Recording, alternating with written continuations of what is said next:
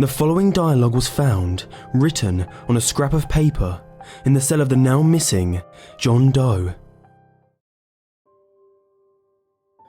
Sometimes things go missing. It happens to everyone.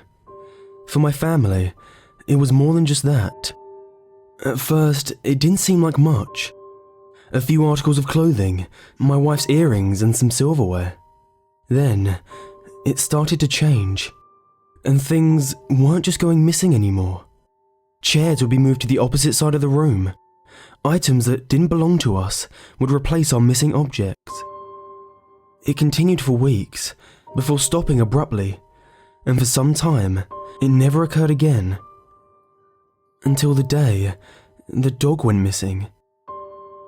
We kept him inside and locked the doors at night after we let him out for a few minutes before bed. One day, we woke up and he was just gone. No open or unlocked doors, and his kennel was unopened. We posted missing signs all over the neighbourhood, thinking he had just run off. For months, we never gave it much more thought than that. That's around the same time my daughter went missing. No open windows or doors, just like the dog. She was gone without a trace. We kept telling everyone we had no clue what happened to her. No one believed us. I tried to stay strong, but my wife fell apart at the seams. Most days she didn't even get out of bed. Weeks went by without a word of our daughter's whereabouts.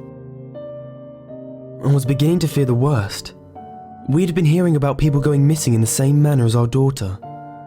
It was all over the news and in the papers. I drew a conclusion that my daughter was connected to these vanishings. That's when I started seeing him. It was only ever glimpses, through reflections. Mostly mirrors, but in glasses and reflective surfaces as well. When I told my wife, she called me crazy. She said that the loss of our daughter was hitting us both hard. She screamed and cried.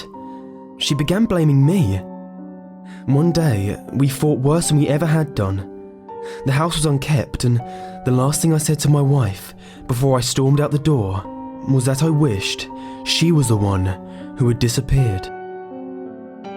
I came home later that day, and no matter how much I looked, my wife was nowhere to be found. Just like my dog, just like my daughter, no open windows and no open doors. Not a single trace to be found.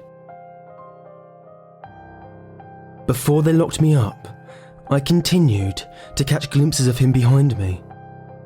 So strange that I only ever caught them in reflections. When I would turn to face him, I would find I was alone. I simply thought I was going crazy, until he gave me his name. He didn't speak it. I don't think he talks or makes any noise at all. I awoke one morning in pain and found it scratched into my chest. Such an odd name. Grubby. How can a name like that bring so much fear to my entire being? I showed the investigators my wounds when they took me in, but they just wrote it off as self-mutilation. It's like he wants to be known, but only as a phantom. I still can't shake the feeling that he's behind me. There are no reflective surfaces in my cell, so I can't confirm it, but I know he's there. I am writing this in the dark. My cell is locked, there are no windows, and I think he's going to take me.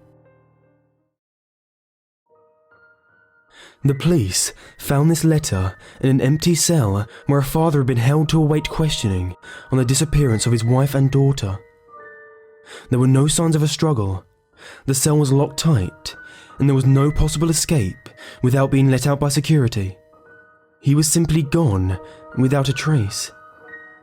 Further investigation is pending on his and his family's disappearance.